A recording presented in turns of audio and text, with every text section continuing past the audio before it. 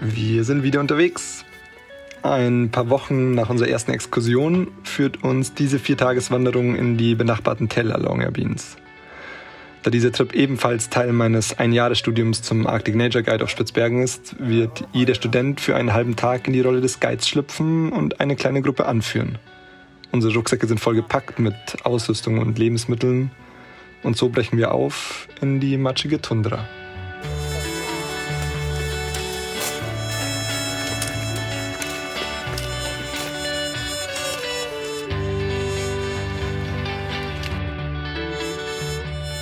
Wir kommen vorbei an der Grube 7, dem letzten Kohleabbaugebiet in Longyearbyen, das noch in Betrieb ist. Eigentlich sollte es nächstes Jahr schließen. Wegen der erhöhten Kohlepreise läuft der Abbau nun aber doch noch weiter. Bis 2025. Dann ist auch hier Schluss.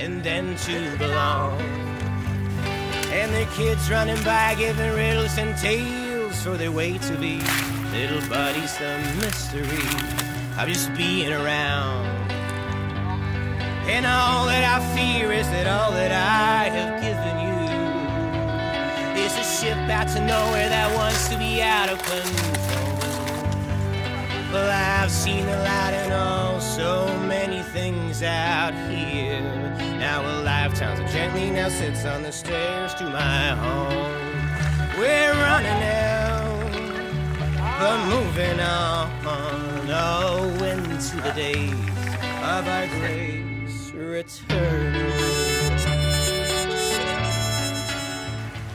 Neben den ganzen Touristen zieht Svalbard auch schon seit seiner Entdeckung durch Willem Barents 1596 immer wieder Wissenschaftler aus der ganzen Welt an. Gerade die Geologie ist hier sehr beeindruckend, denn Spitzbergen hat im Laufe der letzten 380 Millionen Jahre alle Klimazonen durchwandert. An der Nordwestecke der Eurasischen Platte liegend hat sich Svalbard von der Südhalbkugel über den Äquator nordwärts auf seine gegenwärtige polare Lage bewegt. Während der tropischen Zone war dieses Gebiet also von fruchtbarer Waldvegetation geprägt, hauptsächlich von Farnen und tropischen Gewächsen. Heute kaum vorstellbar. Auf unserer Wanderung finden wir daher aber immer wieder Fossilien mit Blatttexturen, während wir nach einem Weg durch die zerklüfteten Moränen suchen. I've seen the light in oh so many things out here. Now a lifetime so gently now sits on the stairs to my home. We're running now, but moving on, oh, into the days of our grace returning.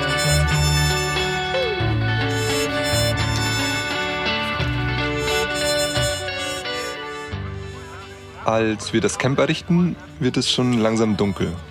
Im Gegensatz zu unserer letzten Exkursion vor 3 Wochen, als wir noch knapp 24 Stunden Tageslicht hatten, geht die Sonne jetzt schon um 6 Uhr unter. In gut 3 Wochen beginnt auf Spitzbergen dann die Mörketi, die dunkle Zeit, in der die Sonne bis zum 8. März gar nicht mehr zu sehen sein wird. Wir etablieren das Camp und sprechen über verschiedene Routinen, Eisbärwache, Stolperdraht für die Eisbären, den besten Aufbau der Zelte und Ähnliches, bevor es in den Schlafsack geht. Nachts bekommen einige von uns die ersten Nordlichter zu sehen.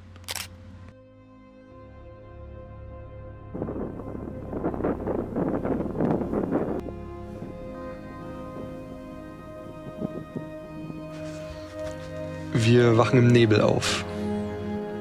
In der Nacht ist die Temperatur gut unter den Gefrierpunkt gefallen. Der See ist tief gefroren und wir packen die Zelte nur sehr ungern zusammen. Anschließend geht es für unsere Lehrer und ein paar Mitstudenten zurück nach Hause. Den Rest der Tour werden wir ohne sie unterwegs sein. Unter der Führung der 2 heutigen Guides geht es hinein in den Nebel.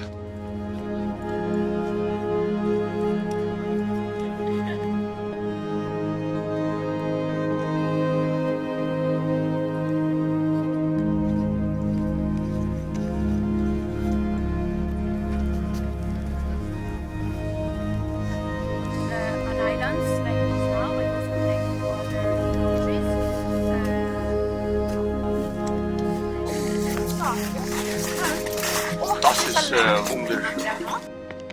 Als das Wetter endlich ein wenig aufklart, bekommen wir bessere Sicht auf die umliegenden Berge. Unsere Route führt uns vorbei an zahlreichen Gletschern, deren Ausmaß wir heute leider nur noch erahnen können. Während die Welt von einem maximalen Temperaturanstieg von 1,5 Grad redet, ist der durchschnittliche Anstieg auf Spitzbergen schon bei über 4 Grad in den letzten 50 Jahren. Über 7 Grad, was den Winter angeht. Die Gletscher verändern sich leider extrem rasant, wie die norwegische Website NRK ganz gut darstellt.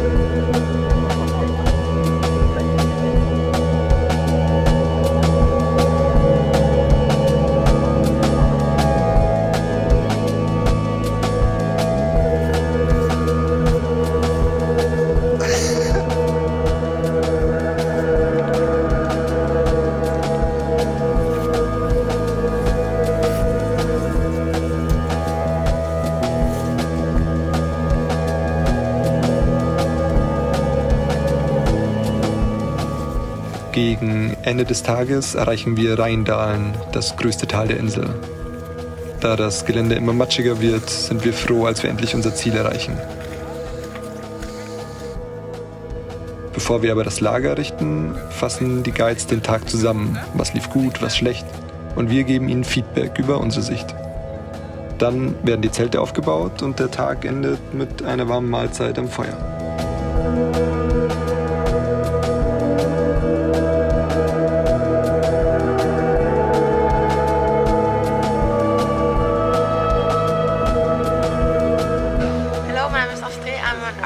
Guide.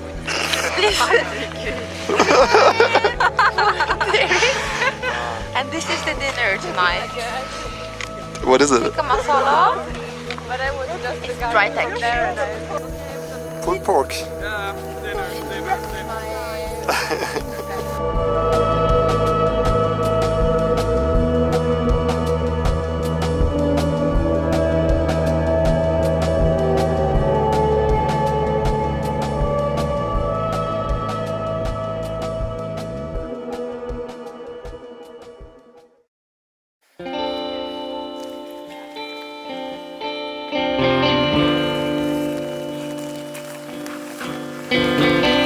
Wir wachen schon wieder im Nebel auf. In der Nacht hat es geregnet, was die Eisbärwache nicht gerade angenehm gestaltet hat. Unsere Strecken sind mit knapp 15 Kilometern pro Tag zwar nicht besonders lang, durch das schwierige Gelände und die schweren Rucksäcke aber trotzdem sehr kräftezehrend. Die Hälfte ist geschafft. Ab jetzt geht es wieder Richtung Norden.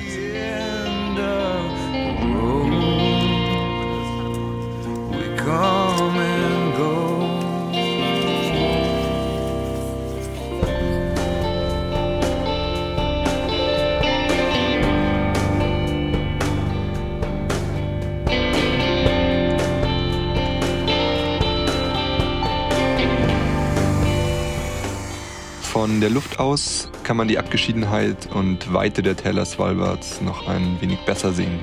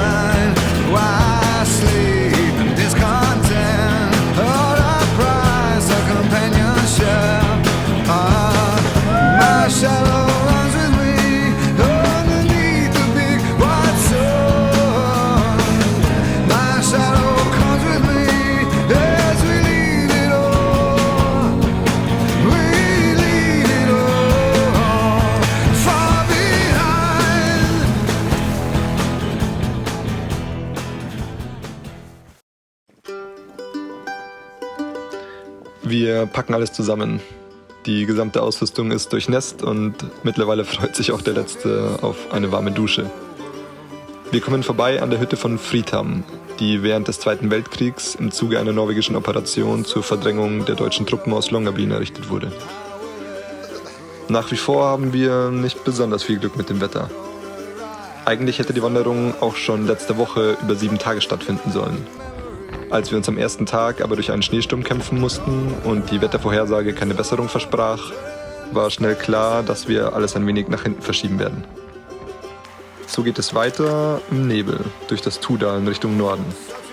Die Flüsse sind durch den Regen in der Nacht deutlich angeschwollen und lassen sich nicht mehr ganz so leicht furten wie noch vor ein paar Tagen. Suddenly swallowed by signs, lo and behold,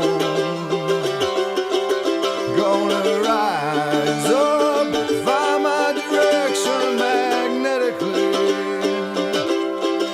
gonna rise up, throw down my ace in the